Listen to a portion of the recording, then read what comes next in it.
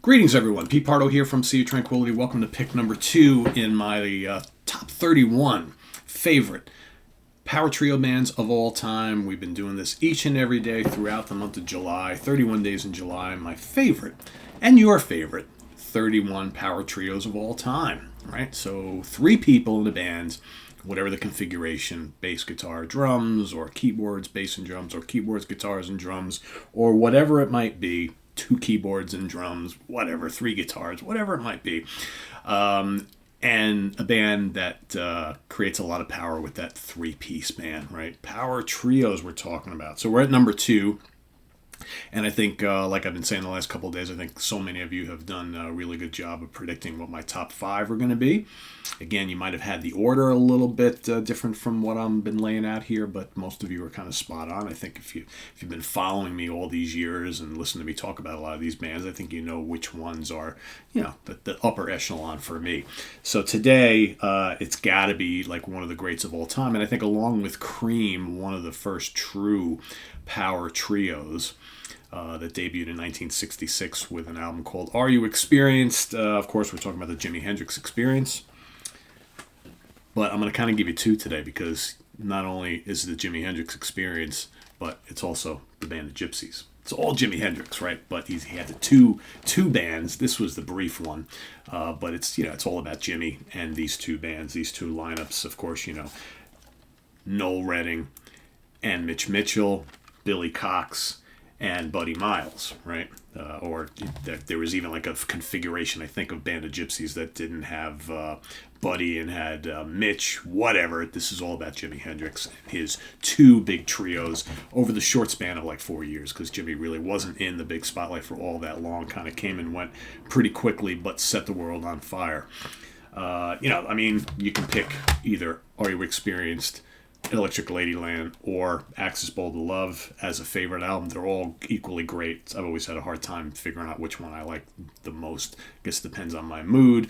Here you've got the great live album Band of Gypsies, recorded live at the Fillmore East on New Year's Eve. That long weekend run, 1969 turning into 1970, all during the performances here. Some incredible stuff. Of course, Machine Gun is legendary. Who Knows Changes, Power to Love. Here you got, Voodoo Child, Slight Return, all sorts of Burning in the Midnight Lamp. Have you ever been to Electric Ladyland? You got Purple Haze and Fire and Hey Joe and all these legendary songs, right? Spanish Castle Magic. So many great songs from the Jimi Hendrix Experience or the Band of Gypsies from Hendrix himself. Lots of great albums that have come out after he passed away. So many great live albums. For me, the live albums are so incredible. I have tons of them, and they're just, electric. Jimi was, no matter what was going on in his personal life, no matter how many drugs he was taking or how much he drank, he got on stage and he lit it up every single time. And that's just shows you the greatness of this band. Killer rhythm section, no matter which ensemble you're talking about. And at a time where, music was all embroiled in psychedelics and flower power, there came Jimi and company with all this volume, revolutionized the guitar, of course, utilizing all massive volume and feedback and all these effects, whammy bar, wah-wah pedal, univibe, fuzz, all this kind of stuff, Octavia, all these gadgets and things like that in the studio. It's these studio albums. You listen to some of this stuff and you're like, wow, how far ahead of his time was he that he's doing all this tinkering in the studio. Great headphone music, great stuff to be played loud. Just incredible music. I would have loved to have seen Jimi Hendrix Experience at least once in my life. Unfortunately, I was a little too young. The closest I ever got was when Jimi played Woodstock. Right, literally, I was.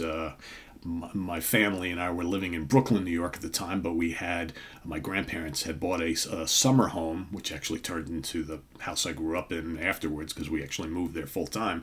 But they had a house in Goshen, New York, which is literally about an hour away from Woodstock. And my parents still tell the story about how the weekend of Woodstock in August of 1969, we were actually at the summer house for the week while Woodstock was going on. They remember seeing all the cars going up the highway heading up to Bethel, New York for Woodstock, and how crazy it was. People were leaving their cars alongside the road and just walking and just crazy stuff. So that was the closest I ever got to seeing the Jimi Hendrix Experience, or Jimi Hendrix band, or whatever they were called, Gypsy Suns and Rainbows, or whatever they were called at Woodstock, right? Because that was right before, a couple months before the actual official band, the Gypsies band, which back down to a trio at Woodstock. He had a bunch of other people on there, but it's all about the trio stuff here.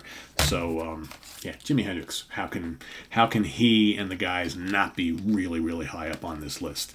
Just a legendary band, legendary trio that sadly wasn't with us long enough, but what they left behind was tons of greatness. So that's my pick for today, number 2.